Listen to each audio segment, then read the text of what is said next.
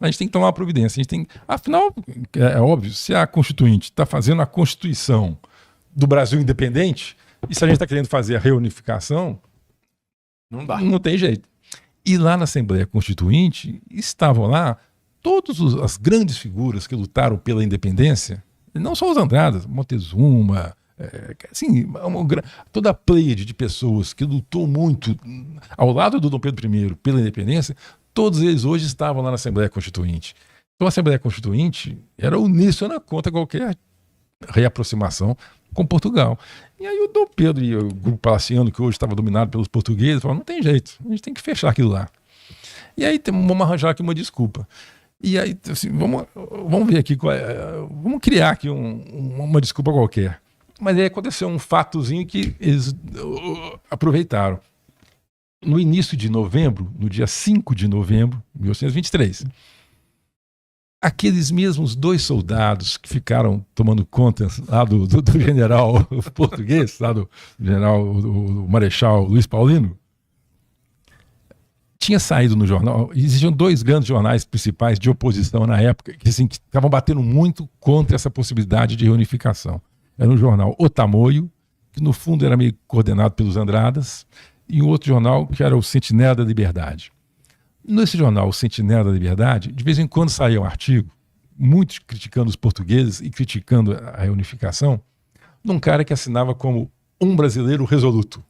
E descascava em cima, mas assinava. Né? Nessa edição do dia 5, ele descascou os soldados portugueses, fez um artigo muito áspero. E aí, aqueles 2 soldados portugueses, de noite, acharam e confundiram. Pegaram um farmacêutico, um cidadão que chamava Davi Pamplona, era um farmacêutico. Viram esse cara de noite, pegaram ele na porta da farmácia e deram uma coça, espancaram esse Davi Pamplona, acreditando que ele era o brasileiro resoluto. Nossa, que confusão. Que tinha escrito, né, um artigo xingando os soldados portugueses. Né? E deram a cacetada e o cara que tinha nada com a história. Por que eu tô apanhando? Eu tô apanhando e não tem nada com isso. Exato, apanhando, não precisa saber por quê. E esse cara que apanhou fez uma reclamação na Assembleia Constituinte. Era muito comum. A Assembleia Constituinte ela recebia muitas petições do povo sobre os mais diversos assuntos. Gente pedindo, eu quero uma escola no meu município, outro eu quero... Era comum. Esse cara mandou um ofício reclamando porque apanhou de 2 soldados portugueses. E a sua foi no dia 5. Aí no dia 7, esse troço chegou lá na Assembleia Constituinte, foi designado um deputado lá para fazer um parecer. Falou, não, isso aqui é problema de polícia, isso aqui não tem nada com isso, não. Isso aqui foi o primeiro parecer. Olha, tá bom, recebemos, tomamos conhecimento aqui, houve uma surra e tal, isso aqui tem que mandar para a justiça. Só que esse parecer tinha que ser votado no plenário, tinha que aprovar esse parecer, em que ele disse, olha, esse é problema da justiça, não é nada conosco. Mas dado aquele momento, essa divergência que existia de português com brasileiro, e o cara apanhou porque era um brasileiro resoluto, e apanhou de 2 portugueses.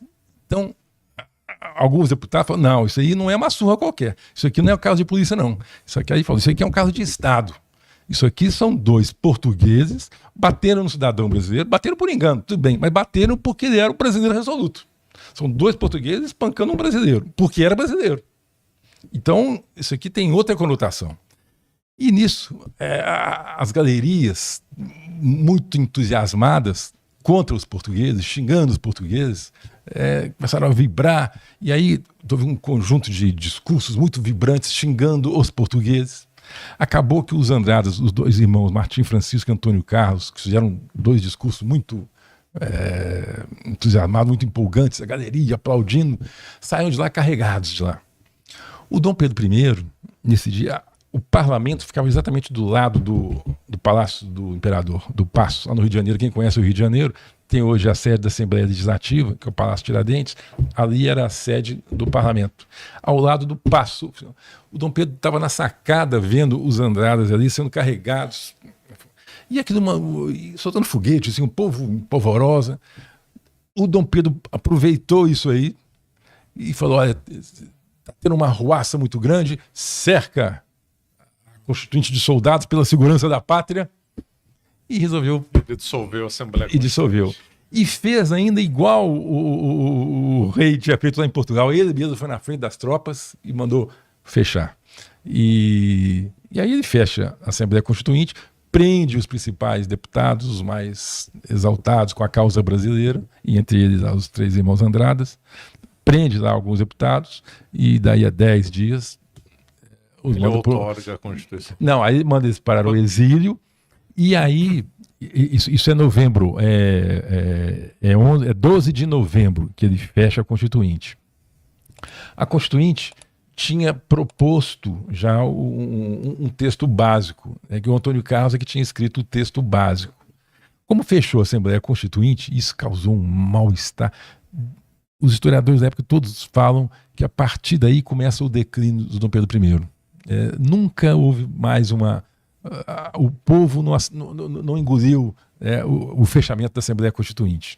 Mas o fato é que aí o Dom Pedro sentindo, olha, eu fechei a Constituinte, mas temos que ter uma Constituição.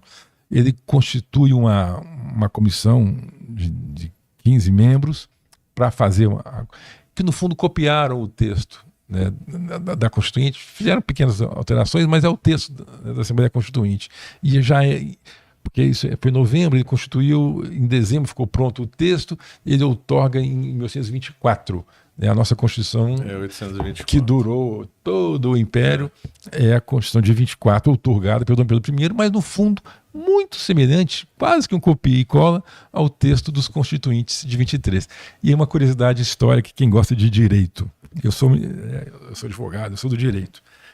A nossa primeira Constituição, portanto, é a Constituição de 1824, e que foi a mais longeva que nós tivemos, durou todo o Império. Durou até 1891, até a primeira da República. Exato. E essa Constituição, né, de 24, que é a Constituição brasileira, no fundo era uma cópia da de 23. E aconteceu um fato interessante. Em 2026 ou 27 morre o Dom João VI lá em Portugal. Quando o Dom João VI morreu, o Dom Pedro I era o filho mais velho, era o herdeiro. Mas ele era o imperador do Brasil. Ele não podia assumir lá. Mas ele assumiu. Mesmo aqui do Rio de Janeiro, ele não foi para lá. Ele aqui do Rio de Janeiro, ele assumiu o trono. Quando eu falo aqui do Rio de Janeiro, aqui do Brasil. Né? No Rio de Janeiro, ele assumiu o trono português. E virou rei de Portugal durante 15 dias ou 20 dias. Tanto que lá ele é Dom Pedro IV. Dom Pedro IV, uma estátua grandalhona, bonita dele lá no centro de Portugal. Dom Pedro IV. Porque ele assumiu o trono português durante 20 dias. E depois renunciou em favor da sua filha, Dona Maria II, que era mocinha. Mas nesses 20 dias em que ele assumiu o trono português, ele outorgou a Constituição portuguesa também. Cópia da Constituição brasileira. Também previa poder moderador, também. Cópia da Constituição brasileira. Tem existe... eu tenho que ter essa gravura aqui. Eu vou mostrar para vocês.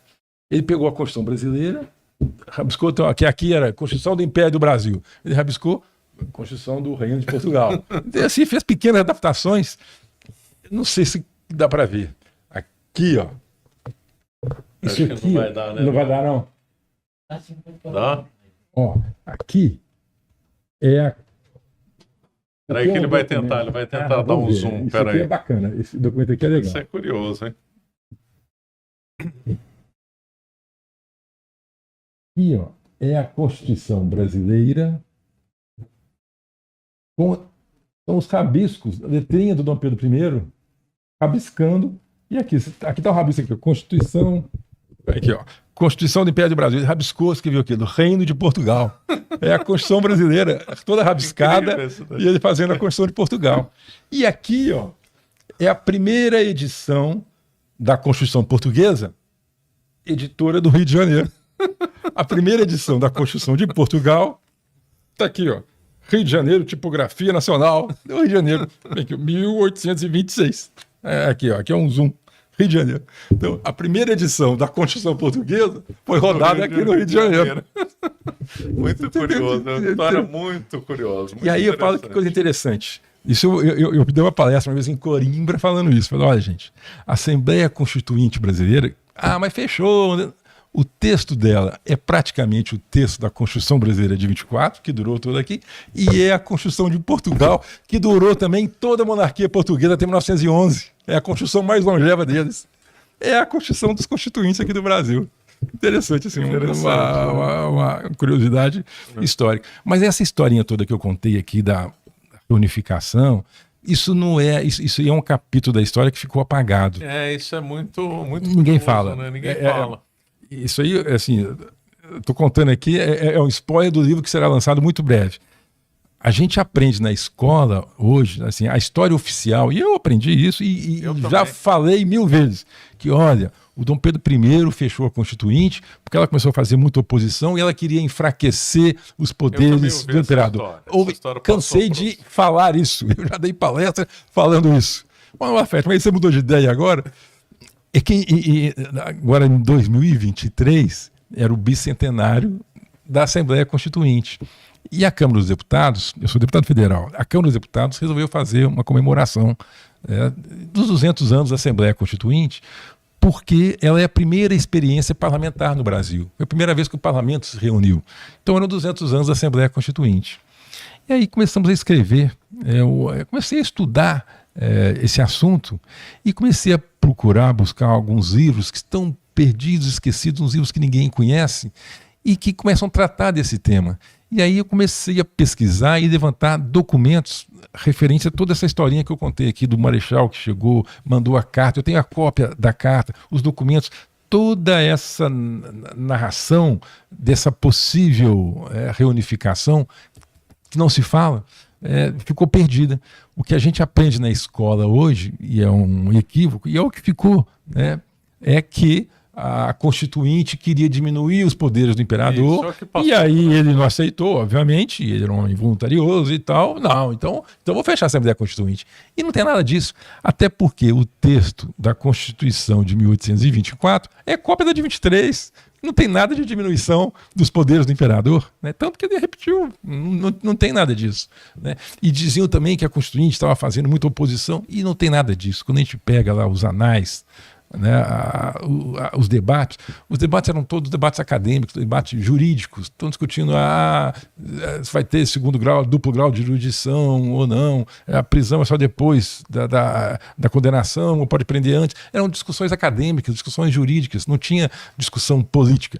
Teve sim, nesse momento em que chegou o Marechal Paulino lá, aí a Assembleia discutiu esse assunto. Quando soube do decreto também, a Assembleia, isso aqui não pode, fez os protestos, e depois nesse episódio do Brasileiro Resoluto.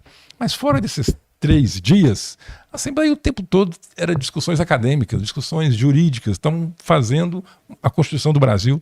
Então também há uma versão que a Constituinte entrou em choque, estava fazendo uma oposição radical contra Dom Pedro. Nunca houve isso. A Constituinte não se ocupava de fazer política, ela se ocupava de fazer a Constituição do Brasil, mas é o que ficou para a história. Até porque, e aí um detalhe também importante, e eu conto isso no livro, é que quando Dom Pedro ele fechou a Assembleia Constituinte, isso causou um mal-estar generalizado.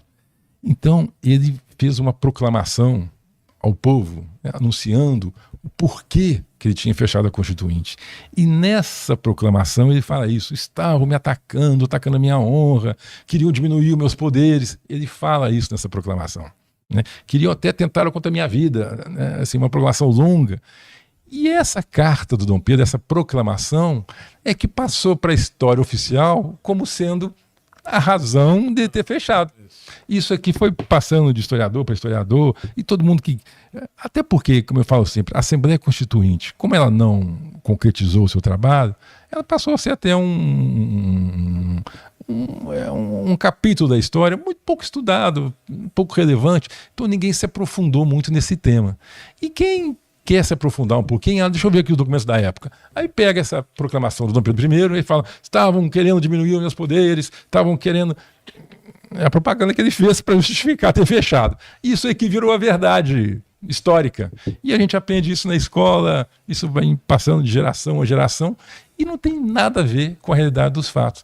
Quando você pega, né, os anais da Assembleia Constituinte, vê lá os debates, não tem nada a ver com isso. O que tem a ver... No fundo, a verdade, era essa tentativa de reunificação. Acabou não dando certo.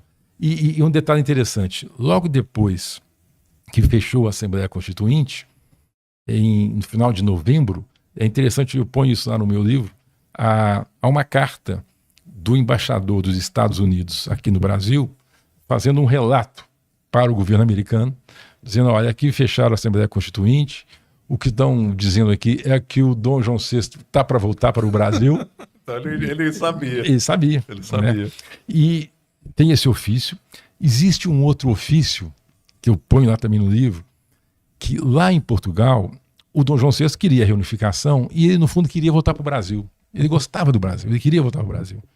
Então ele manda um dos ministros dele fazer contato com o embaixador inglês em Portugal para sondar se o governo inglês topava escoltá-lo de novo para o Brasil. Ele pede, entendeu? Olha, vê lá se eles topam me escoltar. Isso já é 1924. Então, ou seja, essa trama existia. Tá pedindo para escoltar para voltar. Não dá para negar. E logo depois, e por que não foi para frente, ao meu ver? Estourou lá no Nordeste a Confederação do Equador. Uma revolução importante, sangrenta que houve lá, em que foi fuzilado o Frei Caneca e vários outros líderes. No manifesto da Revolução, com todas as letras, assinado pelo Frei Caneca, ele fala: repudiamos a unificação com Portugal que está sendo tentada. Fala com todas as letras. O motivo da Revolução foi o fechamento da Assembleia Constituinte e a possível reunificação com Portugal. Porque tem ligado em 1824. Logo depois. A Constituinte fechou em final de 23. Então, está escrito no manifesto assinado pelo Frei Caneca.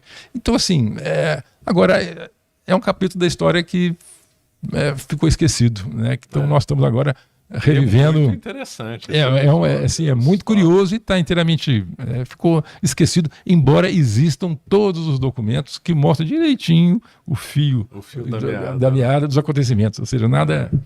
E assim, alguns historiadores, o Van Hagen é um deles, mencionam isso. Historiadores lá do século XIX mencionam esse episódio. Tem um historiador que eu gosto muito, que é o Rocha Pombo, tem uma coleção grande também. O Rocha Pombo é um grande, e ele fala isso, cara.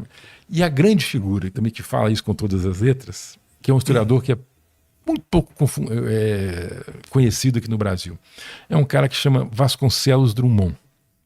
Vasconcelos Drummond, ele viveu o período da independência, ele conviveu com o José Bonifácio, com o Dom Pedro, Dona Leopoldina, ele conviveu. É o único historiador sobre a independência ou sobre a Constituinte que é testemunha ocular dos fatos. Que não contou depois, né? Que não, todos contaram depois, através de pesquisa, de história oral. Esse é um cara que vivenciou, Vasconcelos Drummond. Ele era muito amigo do José Bonifácio, e ele conta direitinho, ele fala o seguinte: olha, eu lá em Portugal, eu tive... Ele colecionou, ele era um homem muito inteligente, ele era um diplomata, esse Vasconcelos Drummond. Depois do Brasil independente, ele passou a morar na Europa, ele serviu em vários países, e ele gostava muito de documentos, ele juntou muitos documentos. Ele fala: olha, eu vi a correspondência do Brasil aqui com a coroa portuguesa, ele aqui em Portugal, tratando da reunificação e tratando da dissolução da Constituinte. Assim, já era o planejamento. Ele menciona que o Vilela Barbosa, que é o primeiro-ministro, um detalhe interessante, quando Dom Pedro resolveram, vamos fechar com a Assembleia Constituinte, o Carneiro de Campos, que era o primeiro-ministro, tinha sucedido ao José Bonifácio, e era um homem muito ponderado. Ele falou: não, Pedro, isso eu não vou fazer. Ele renunciou. E o Dom Pedro então nomeou um novo primeiro-ministro só para assinar o ato do fechamento da Constituinte, que foi esse Vilela Barbosa. Quem era o Vilela Barbosa? Era um brasileiro, militar, foi para Portugal, jovem, e lá ficou. E depois da independência, ele ficou muito próximo ao Dom João VI. E quando teve lá em Portugal essa contra-revolução do Dom João VI, ele muito próximo do Dom João VI, ele ajudou a sugerir a vinda daqui dos dois mensageiros, que não deu certo, aquele navio que foi bloqueado, deixaram, voltou. Então, aí o Dom João VI, depois dessa tentativa malograda, manda ele, Vilela Barbosa: vai você agora, mas você vai silencioso, não é missão oficial, agora você vai silenciosamente na surdina, pega um navio de passageiro comum, você vai lá em meu nome e você vai levar essa correspondência ao Dom Pedro e vai começar a conversar com ele sobre a reunificação. E esse Vilela Barbosa, então ele chega aqui no Brasil no mesmo navio que chegou a carta lá do Subserra, em que o Subserra pedia ao Antônio Carlos o apoio. Esse navio chegou aqui em outubro. O Vilela Barbosa chega aqui em outubro. E ele se aproxima do Dom Pedro, se aproxima daquela camarilha portuguesa que estava em volta do Dom Pedro e falou, gente, ele que fechar essa Constituinte, lá em Portugal, seu pai fez isso. Entendeu? E aí, na véspera, né, o Dom Pedro, o Carneiro de Campos, que era o primeiro-ministro, não aceitou assinar o decreto. Dom Pedro nomeou quem? Vilela Barbosa.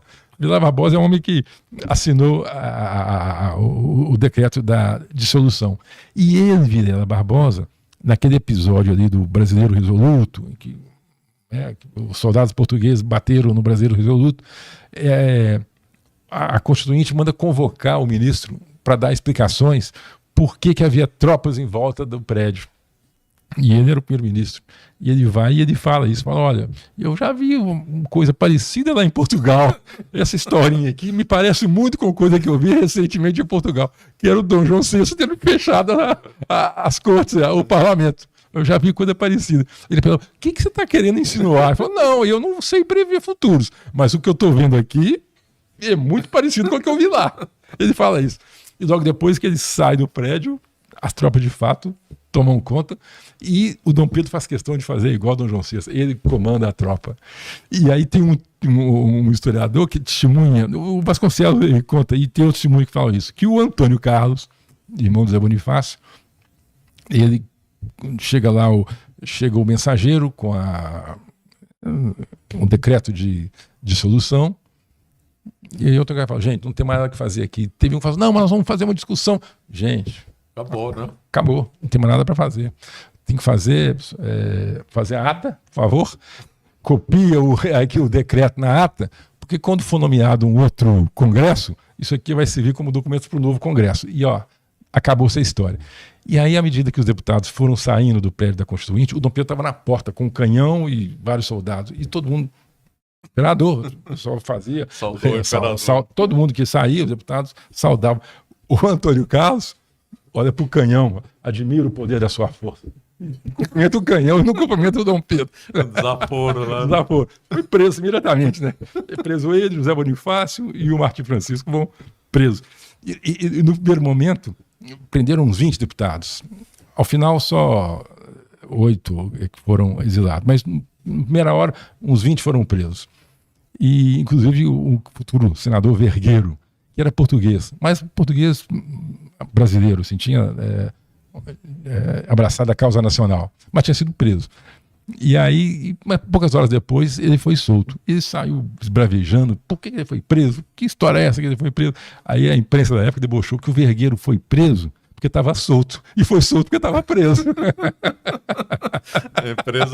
A ironia da época, os memes da época. Ele foi preso porque estava solto. E foi solto porque estava preso. Mas, então, esse episódio todo, assim, na verdade, que nós estamos conversando aqui com naturalidade, é uma coisa que é relativamente inédita, assim, ficou esquecido. Está adormecido aí por mais de 100 anos. Né? Os historiadores da atualidade, e eu, para escrever isso, li todos. Um ou outro menciona muito en passant a chegada desses dois navios, mas nenhum faz nenhuma conexão dessa vinda, né, do mensageiro português com a dissolução da Assembleia Constituinte. E estava tudo aí durante esse tempo todo, está escrito aí, a gente não conseguia ler. Né? Mas o fato é esse. Mas foi um estudo importante, é um estudo bacana. E parabéns pelo estudo. E aí, em breve, nós vamos fazer um livro aí que nós vamos dar o título de A Conspiração, que é uma grande conspiração, né, desejando fazer a reunificação de Portugal com o Brasil após a independência. Ótimo, muito bom. Você acaba de assistir um corte do Caravelas Podcast. Na tela está aparecendo o episódio completo e outro corte. Muito obrigado pela atenção.